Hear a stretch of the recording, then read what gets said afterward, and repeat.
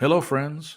And it's that special time of year again, my favorite time. It's Hispanic Heritage Month. It is a time for us to celebrate, to share our culture, and shine a light on the countless contributions Hispanics have made to this country. Our culture, our traditions, our influence is all woven into the very fabric of these United States. Hispanic Heritage Month is about more than pride. It's about storytelling, legacy, and continue to inspire future generations.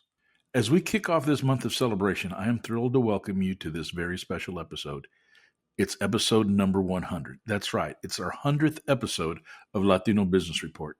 It's hard to believe how far we've come through this journey. And a heartfelt thank you for those who have been loyal listeners throughout this entire podcast. What better way to mark this milestone than with a truly memorable guest? In this episode, I am honored to interview Rebecca Contreras, an incredible entrepreneur, public servant, author, and role model. Rebecca embodies the American dream. She is living proof that with faith, determination, self-discipline, and ganas, you can achieve the unimaginable. So sit back, pop in your earbuds, and get ready for a story that deserves to be a movie. Rebecca Contreras, a journey from the hood to the White House to becoming a millionaire entrepreneur.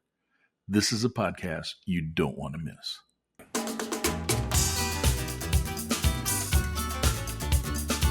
Welcome to the Latino Business Report. This podcast covers business, people, and issues of the day from a Latino perspective. The Latino Business Report is brought to you by TAMAC, the Texas Association of Mexican American Chambers of Commerce. TAMAC is the leading Hispanic business organization in Texas since 1975. Now for your host, J.R. Gonzalez. Hello, folks, and welcome to another episode. I cannot believe it. This is episode number 100. Started this passion project a few years ago, not knowing whether I was going to have the wherewithal to stick to it, and we've stuck to it. We're now at number 100. We're kicking off Hispanic Heritage Month, and our guest today is an amazing individual I've had the privilege of knowing for several years now. Her name is Rebecca Contreras. Rebecca has an amazing story that we're going to be telling you today. And Rebecca, thanks for being here again.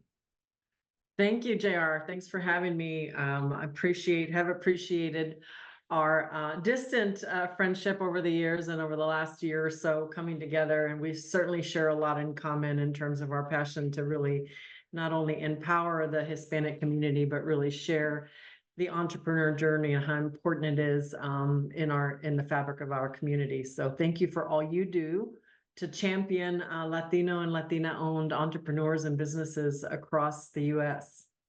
Well, you're quite welcome. Thank you. And you say distance friendship. Well, that distance friendship is because you're traveling all the time. I think you're good. You're going to be in Tokyo later this month. I mean, you are all over the country, if not the world. But anyway, let's go ahead and just jump into it for our listeners because there's so much to cover. And Rebecca, you are an entrepreneur. You're a very successful businesswoman. You are the president and CEO of Avant-Garde LLC. You have over 130? How many employees do you have with that business? Yeah, we have 130 people now spread across 9 states, including here in the great state of Texas. And 13-year-old business. So started the business 13 years ago, and I love what I do to serve our clients. And of course, our people are our greatest asset, and they really make me look good as the owner and CEO. And out of that client list, you have 32 government agencies as clients? Yes, we are primarily serving in the government space. And JR, as you know, I came out of the government and spent my whole career there. And I'm sure we're going to cover that journey, but we are a consulting firm. If you think in terms of our capabilities, we provide HR, strategy, and IT services to about 30 plus agencies in government. So super thrilled. We have a couple of private sector clients too, but because my expertise is in government, it's an area that just keeps coming. Okay. And you also have some, and I was impressed with this fact, you have some number one selling books on Amazon in multiple categories, not just one.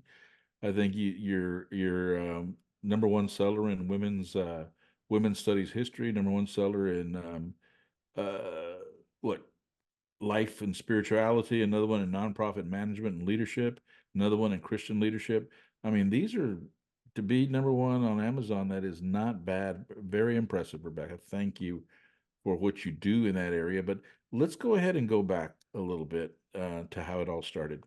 You have an interesting tagline that I know that you use for your book, which is from the hood to the White House to millionaire entrepreneur. Let's start at the hood. Where did you how did you get started in life? Yeah, so my book that I published 2 years ago now, we're going into the third year, is Lost Girl. And I truly was, JR, a lost girl. It depicts my prior life and start. But my story is no different than most of the American dream story. I had a rough start in life. I'm a border town girl. I grew up in the border town of El Paso, right at the border where El Paso and Juarez meet is where we lived. And we were in abject poverty. I always tell people, the kind of poverty I grew up in shouldn't exist in America, but unfortunately it does. There's so many poor communities that still don't have, what they need in terms of opportunities. And I'm one of four kids, grew up to a drug addict, mentally ill mother, and none of us ever knew our fathers. And JR, we had all different fathers. My twin brother and I's dad was white and from Yugoslavia. My little sister's dad was African American, and then my older brother's dad was Mexican. So we used to joke with my mom, we just need the Asian to complete the circle of diversity. She was an all-inclusive gal back in the day, and we didn't talk about those things. But in all honesty, I grew up very, very poor, but also, in what I call mental poverty, emotional poverty, spiritual Mhm. poverty, and of course, physical poverty, which was debilitating. But had a rough start. Moved to Austin when I was 9. My mom moved us from the hood to the hood in Austin, and still very much struggled, even though she came out of her addiction and tried to deal with her past. She really never quite knew how to heal from all of the mistakes of her past. And I tell the full story of Lost Girl in the first 3 chapters of the book, where I take the reader through that early start in life. And because of the way I grew up without a father and without a mother, so JR, my mother abandoned me when I was 5 years old. She told us she was going to the grocery store and never came back. And really, Wow. really, we should have been a product of the foster system, had it not been for my abuelita who took us in. We all have that great abuelita, don't we? Yeah. Um, At age and at abandoned that at age, age 5 at 5 and years old, yeah. and no father in the picture. So No just father, no. I didn't know my father. My father was the owner of a nightclub. My mom was a dancer out in Juarez, and all I knew was he was a one-night stand. And she was gone when she found out she was pregnant. She quit the job, so he never even knew that she was pregnant. But growing up like that with addiction and poverty and abuse, sexual abuse, emotional abuse, physical abuse, it really put me on a path to self implode. And people that grow up in that environment really have two choices. You can repeat the generational cycle of the only thing or you can make a decision to change it for you and your future family. And I got involved very young in East Austin, back in East Austin days where you couldn't even walk your dog in East Austin. yeah. Now it's all beautiful, and Yuppies, people walk yuppie. their dogs. Yeah, yeah.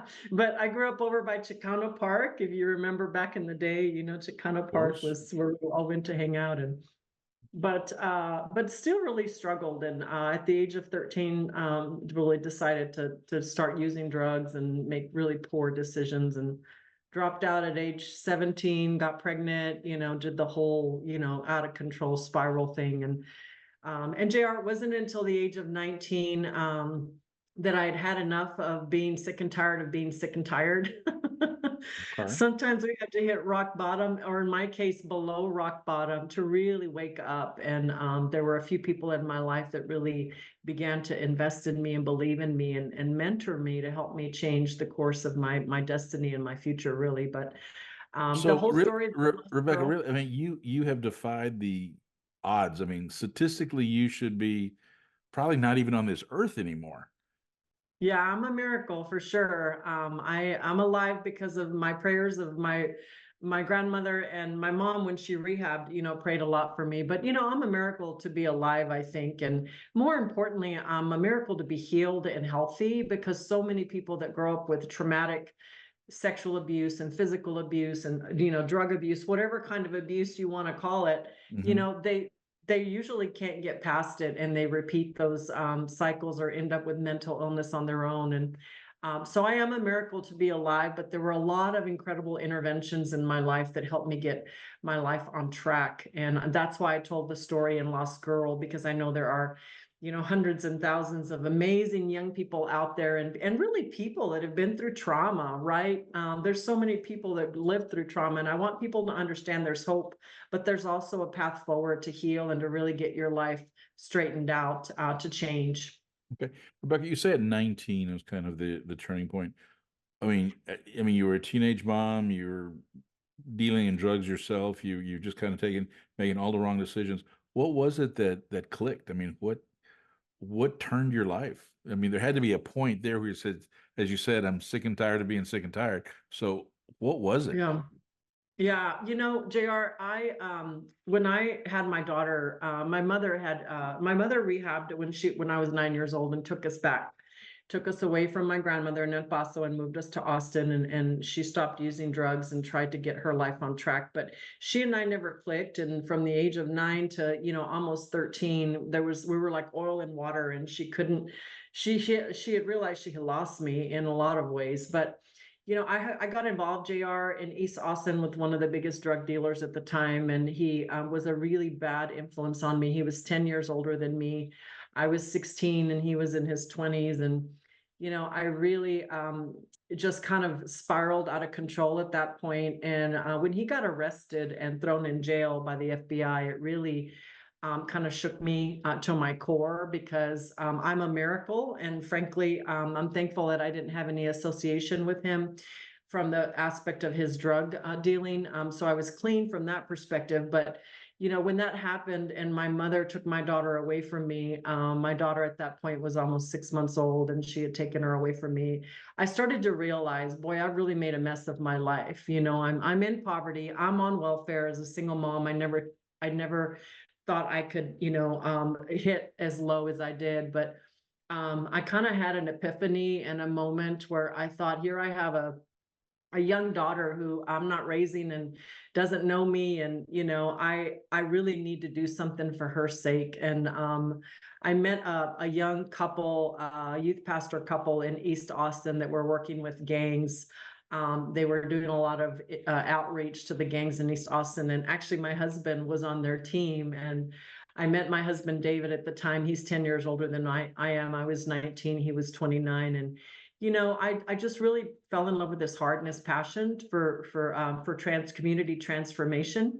You've met David. He's a Yes. visionary. He's a great guy. And, it really took that young couple and including David's involvement in my life to really get me to shake out of my existing state, to recognize that I had potential. So JR, the very first time I had anybody tell me I had potential, I was 19 years old.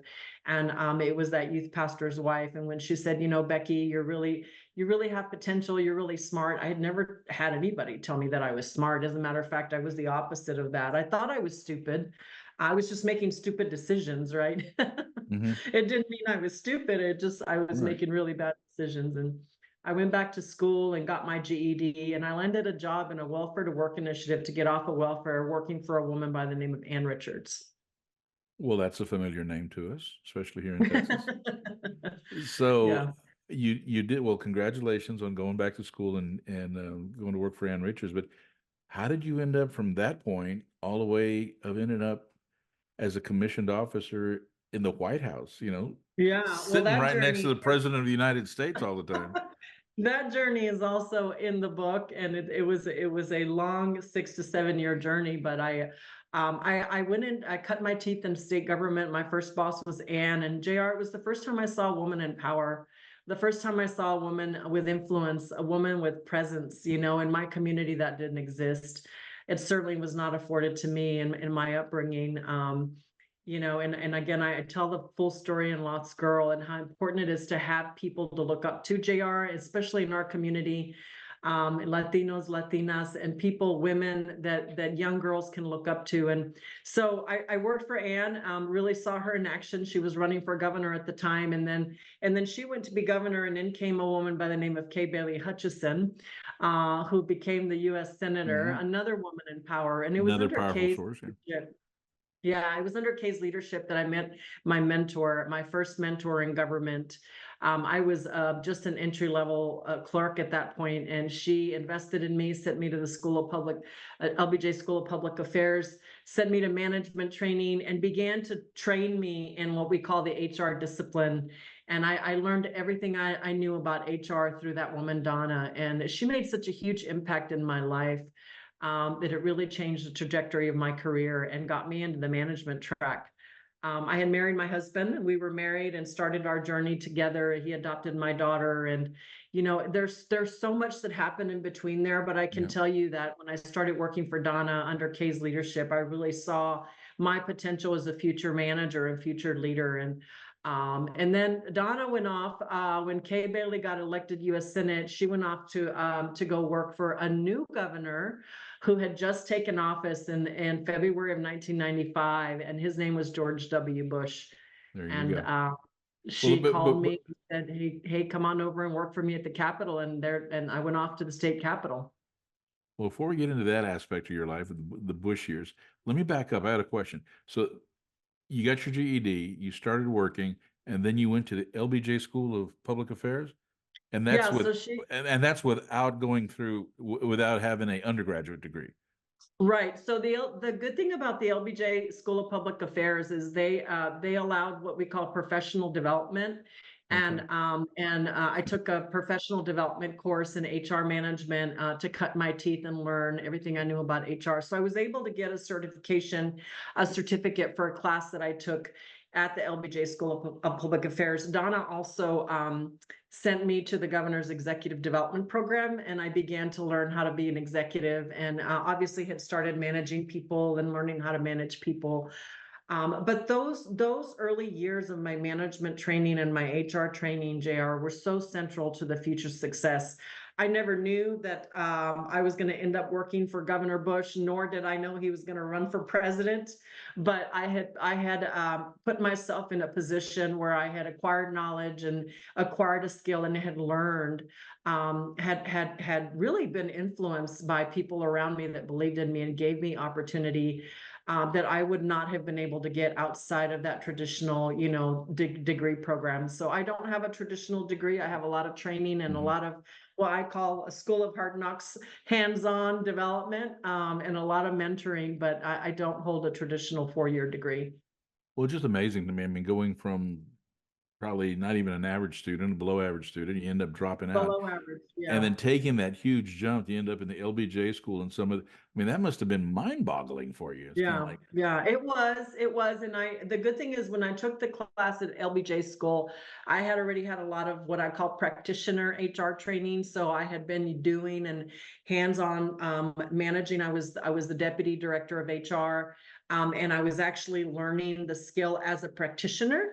So when I went into that class and went into the governor's executive development program, I had a lot of sort of prior hands-on development. And, JR, to that point, it's so important who you work for and the opportunities that you're given, because you never know where it's going to lead when you do good work, right? And I worked hard. I worked, overtime if needed. And because I lack a traditional degree, it was harder for me to learn than most, but I did everything I could to advance myself and to prove that piece of paper was not going to keep me back from, being advanced in my career. Okay. So you ended up working for the governor, George W. Bush, and then he ran for president. And then he called you up, said, Rebecca, we need you up here to help save the country, or what? Yeah, so the whole story is in the book, and I'll let your readers get it to get the scoop. But in essence, that entry point to work for Governor Bush in 1995 gave me the opportunity to show the leadership team what I could do. I started as a deputy director for Governor Bush. And then within 2 years, I worked my way up to director level and was promoted, and I was running the HR function for the governor's office at the time. And somewhere in between there, he decided to run for president. And I had a new mentor, boss, who was running the governor's office at the time. He was talking to Bush about potential, what if scenarios, if he's elected, who would he take with him? And when that conversation came up, and the governor said to him, well, I've thought about Rebecca. Do you know if she'd be interested? JR, when I heard that the governor had asked about me, I was blown away, because keep in mind, any elected official has hundreds of people on his team, Oh, right? absolutely. Yes. But somehow or another, I had made an imprint not only on him, but also on my boss, Clay. And, by working as a director and really being proven as a proven leader, I think my reputation obviously began to precede me, which is always what you want. And I haven't been given anything on a silver spoon or a platter. I've had to work really hard for everything I have. But I've also had really good people, JR, who have allowed me to soar and have allowed me to excel in my craft. And I think working for Clay, Governor Bush's best friend / chief of staff in the governor's office, and also being able to catch the attention of, the governor who was running for president. And of course, we know he was elected, and I was able to join the White House team, which is amazing. But I was one of about maybe 20 people that went with him from Texas. So very, very small number of people that were able to join that leadership team and his administration, and incredibly honored. I was recently with the Bushes at the library, and President Bush read my book, Lost Girl, and he sent me a nice little note about it. And one of the things that struck out to me, JR, is he said, I was really impressed by your story and really taken back by what you had been through. I had no idea you had been through the trauma that you'd been through. But he said to me, JR, I'm honored to have served with you. And, here he is. He's the former president of the United States thanking me. And I said, no, Mr. President, it's I who am honored to have served with you. But it was really nice to be able to know that he was very touched by my story and made an impact on him. And I'm just honored to have been on his team for the 12 years that I served, both as governor and then as president. Right. And you say on his team, and that means different things to different people. But going through your bio and doing a little research on you prior to this podcast, I saw that you were a commissioned officer in the White House. Now, I know how commissions work in the military, but how does that work at the White House level?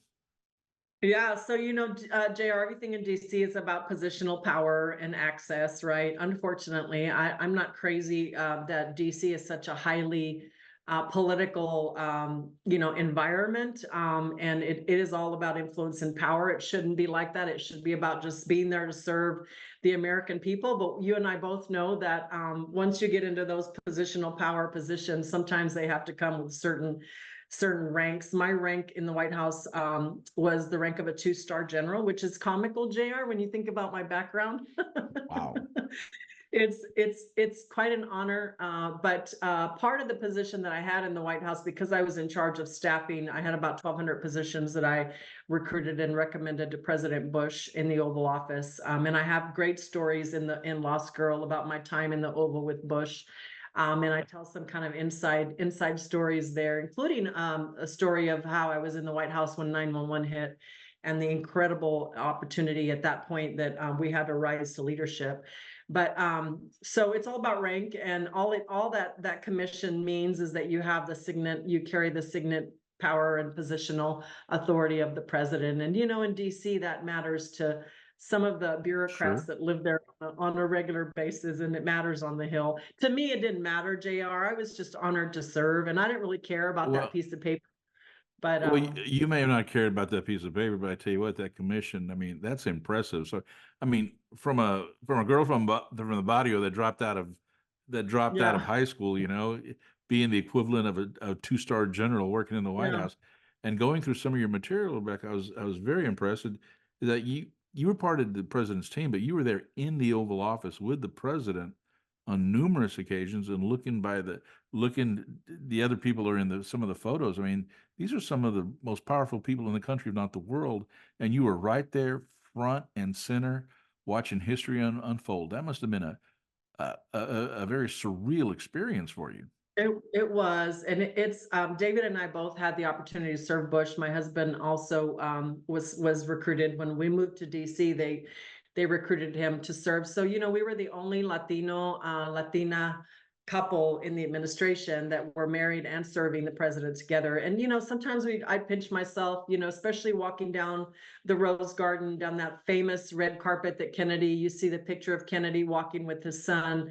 And walking through the West Wing and being able to walk into the Oval Office and make your presentation to the president and being greeted by him, and thanked by him for serving. Those are moments, JR, that I call God moments, that are destiny moments. And I don't take it for granted. I remember my humble beginnings, and I remember how important the work that I was doing was. And I still stand in awe of some of those incredible opportunities. But I tell a lot of great stories in Lost Girl, to really depict for the reader what it meant to serve President Bush. And then when I left the White House, President Bush asked me to serve on the board of West Point. So I was also of President Bush on the board of West Point, JR, during the one of the most tremendous times in our nation, when we were sending a lot of the graduated West Point grads into the Afghanistan-Iraqi war. And I was able to be an advisor to the superintendent at West Point, and probably the first ever Latina on the board. But opportunities like that don't come to people like me, lest it be a destiny moment. So I always tell people, don't ever underestimate your potential, with hard work, the right people around you, your right network, and the right mentors. Because when that door of opportunity knocks, you have to be prepared to walk right through it and be proud that you're there.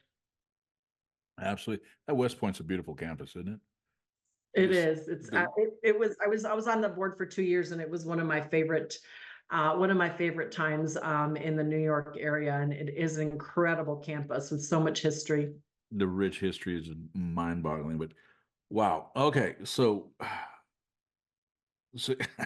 Barrio, okay, and then to the White House, amazing, and now an entrepreneur that company brings in millions.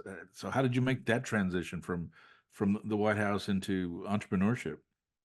Well, I had spent at that point almost 15 years in government, and I really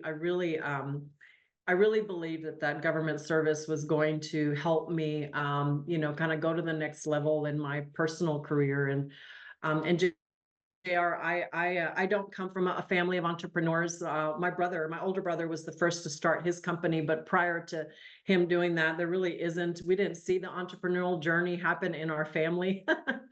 Keep in mind, my mother wasn't married, my grandmother wasn't Yeah. married. They were, the recipients of the welfare system. My grandmother worked hard she was a cook at the bus station in El Paso. But my mother was on welfare her whole life, and that's all we knew growing up. But when I left the White House, I joined the team of a private sector firm that was doing consulting. And for 6 years, I grew that consulting firm substantially to the point where my practice became 90% of the company's revenue.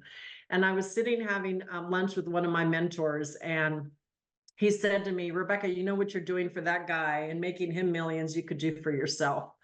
And I really never thought about starting a business until I was asked, why aren't you doing this for yourself? And, I did my homework. I started talking to people that I trusted that were in the consulting field, and all of them across the board said, you can totally do this.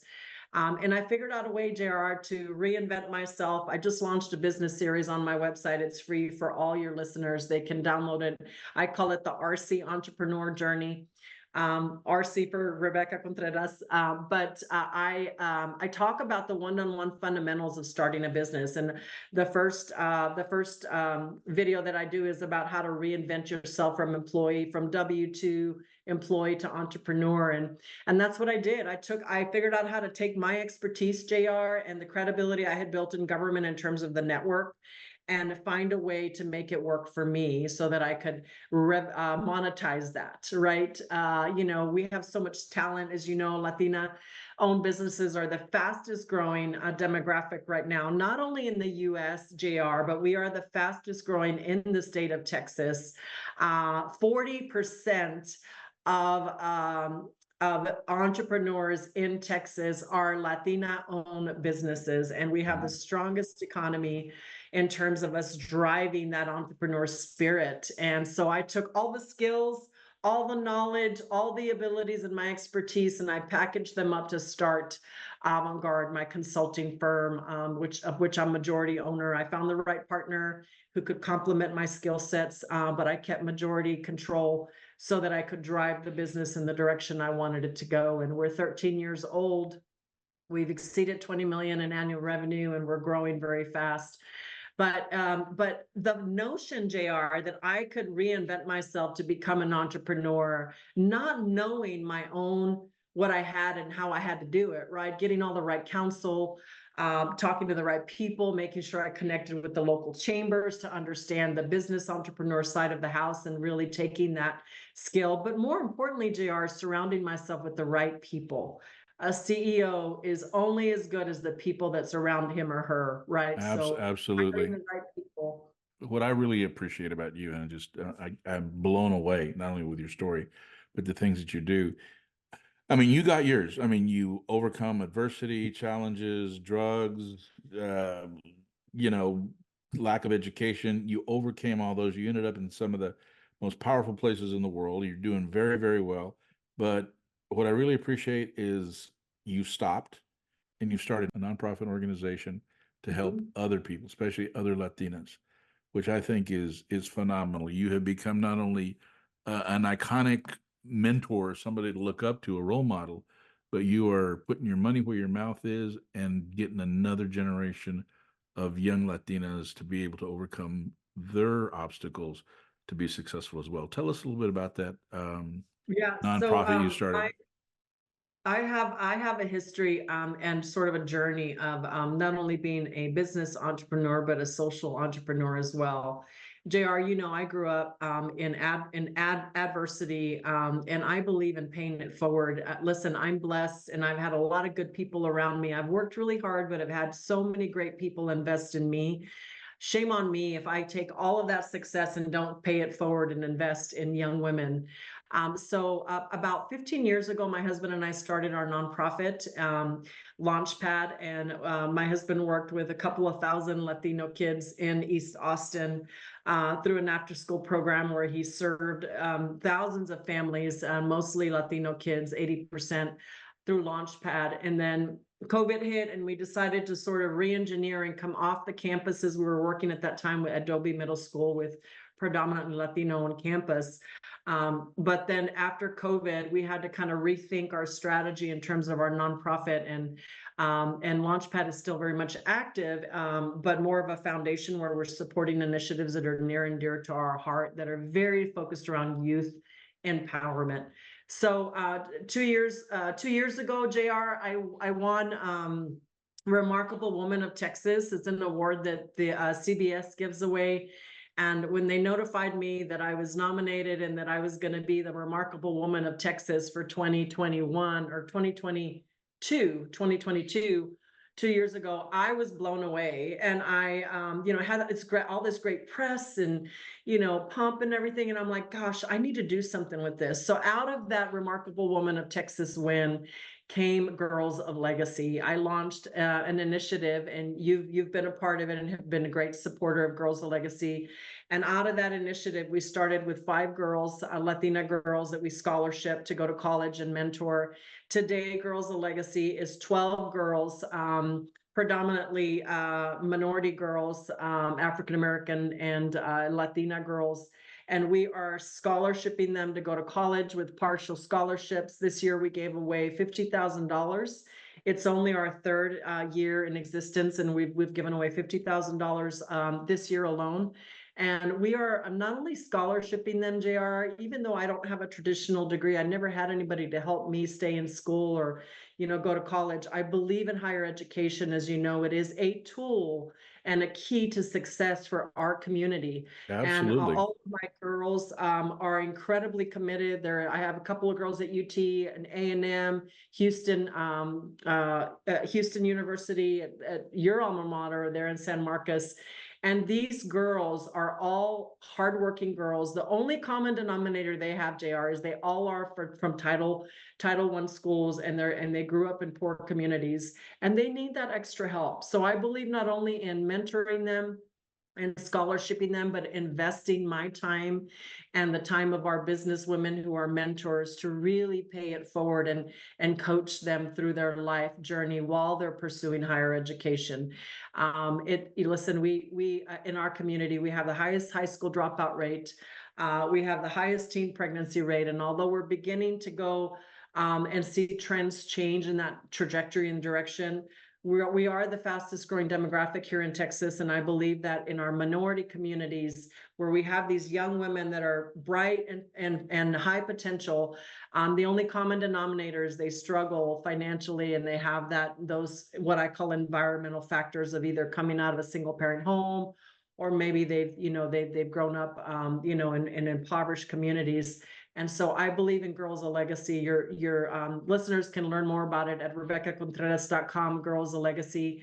And there's a whole link there on the initiative. But I launched it, JR, because I believe in paying it forward. And my husband and I will be married 35 years next year. And we have lived our life serving and giving back to our community. It's so important as leaders to do that and never forget where we came from. Wow, amazing. And as you say, pay it forward. I mean, absolutely. The thing that I'm curious about, Rebecca, what's next for you?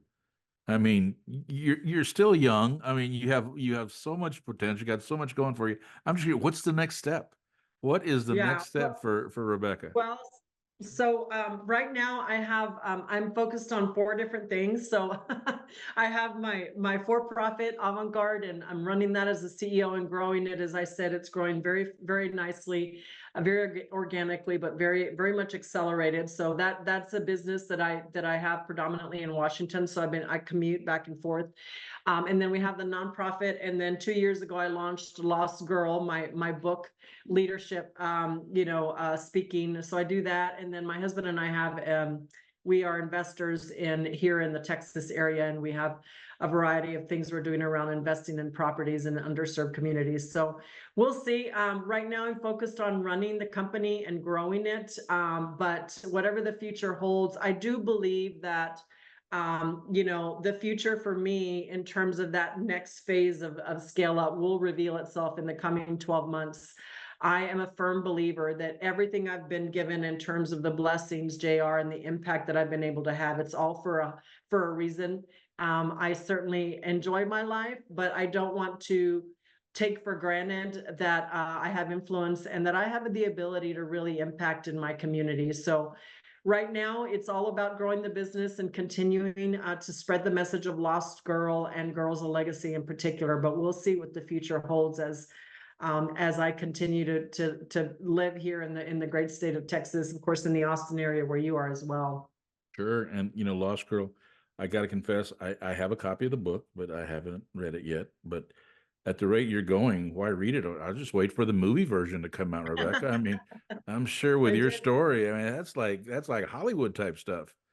Yeah, I had somebody pretty influential in the industry tell me that my book does need to be a movie. So hopefully the right producer, the right investor will get a hold of it, and I'll be able to share the story, in a larger scale. I do believe that it is an incredible story of hope, but also a trailblazing opportunity. And in the book, JR, I do lay out a roadmap that is very clear on, what I did in order to excel in my own journey. And I think that roadmap is a blueprint for so many people who are looking to do the same thing. We live in the greatest country, and I Yes, we believe do. the greatest state in our union. And the sky is the limit for what can be achieved with the right decisions, hard work, and the right tools. Well, right after this podcast, I'll just pick up the phone and call Eva and see what we can do. It's Yeah, just, come on, Eva. come on, Eva, Let's let's. produce some positive Latino content. Let's see a Latina or a Latino family in the right positive content, right? We're tired of seeing ourselves as, in certain, stereotype demographic, aren't we? We need good content for Latino families for Well, sure. well, she's definitely doing her part in making a difference over there, portraying Latinos and Latinas in a more positive light. And I thank her for that. And she's also a fellow Texan. She's doing some amazing work, but we do need more. We do need more of us being represented on the big screen and the small screen, because not only are we the Yeah. largest population in Texas, but we're also the fastest growing across the country and making an impact. And now we're kicking off Hispanic Heritage Month. Somebody asked me the other day, and I just had to took a deep breath, and they said, "Jared, Hispanic Heritage Month. I mean, how come it's like not a full month?" I go, "Yes, it is. It goes over 2 months." And it's That's kind of, right. and they go, "Well, we just thought it started on the 15th because you guys are late to everything." I'm going, "Oh, bite my Oh, tongue." I go, "No, there's a yeah.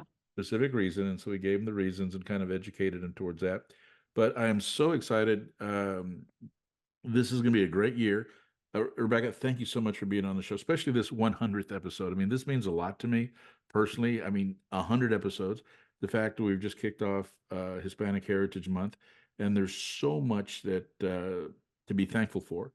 Many of us are very, very blessed, and I think what impresses me more than anything is you continue to be a role model for women, for men, for anybody who has had a hard time. I mean, just when I think, gosh, when things are going wrong and you're just ready to throw up your arms and quit, you can't. And it's people like you that I kind of think about from time to time and says, man, I have it easy compared to what people like Rebecca went through. And you did say it. Your story is one that there's hundreds of stories out there like yours, but we haven't heard it. And we need to put these stories in the forefront and let more people see them, let more people hear them, and that's an inspiration within itself.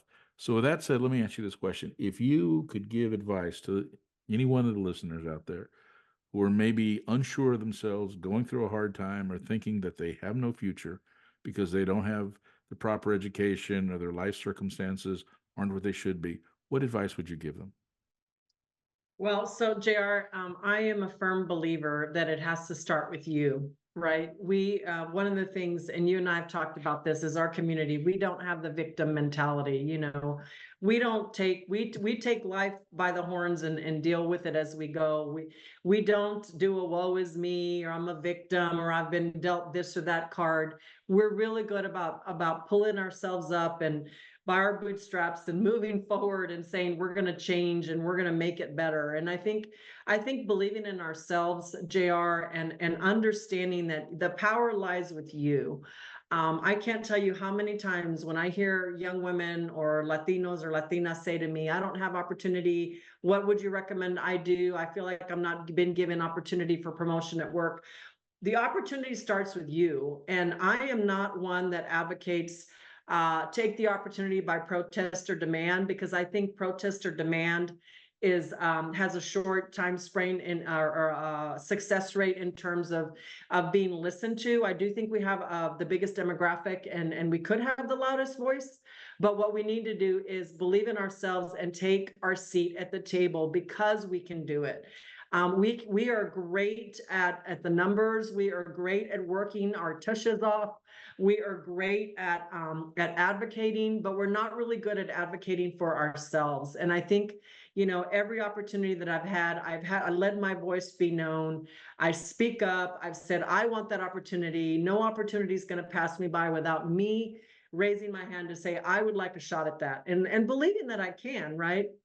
And the Mm. second thing is just getting the resolve and what I call the grit and the resolve. I saw President Bush model resolve like I've never seen a political leader do, in terms of no matter what happened to him against public opinion, good, bad, or indifferent, he was resolved in what he wanted. And I learned to resolve. Resolve means you absolutely do not give up in yourself, and you map the path forward regardless of the obstacles that you see in your way. We are going to face obstacles all the time. What's important is not that we have the obstacles, but how we're going to tackle those obstacles.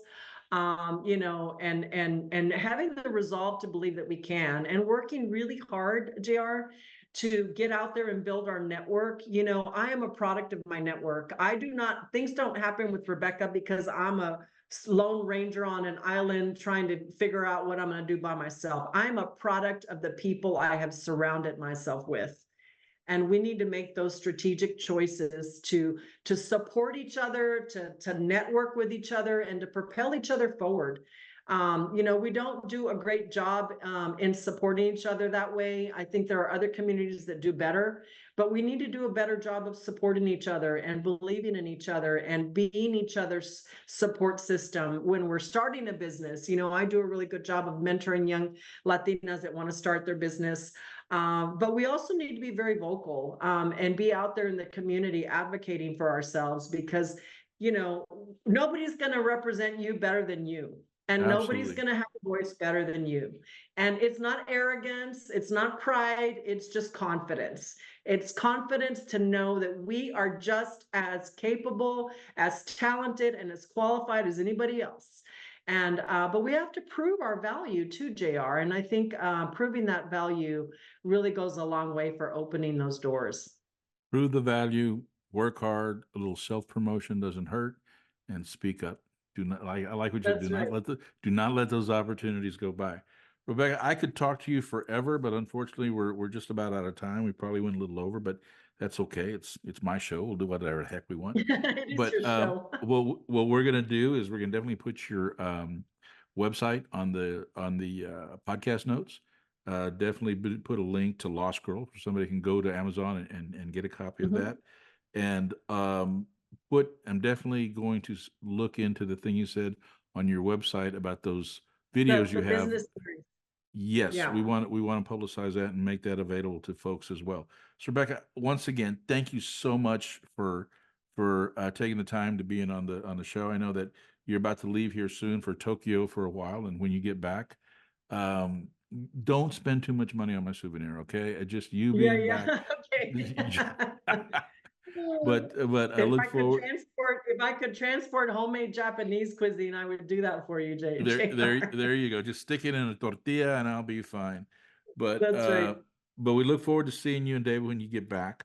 Travel safe. And folks, you've been listening to the Latino Business Report. My name is J.R. Gonzalez, your host. This show is produced by Cortland Trion, and Rebecca Contreras has been our guest today. And I definitely recommend get the book, Lost Girl, find out more about Rebecca, learn about yourself. And you know what? If she can do it, so can you. Raza, do not be bashful. Get up there, speak up, make some noise, get some attention. Y sabes que? It is Hispanic Heritage Month. Be proud of your heritage, enjoy it, and tell everybody around you that is not blessed enough to be Hispanic some of the great stories and things in our culture. Have a great day, and we'll see you next time.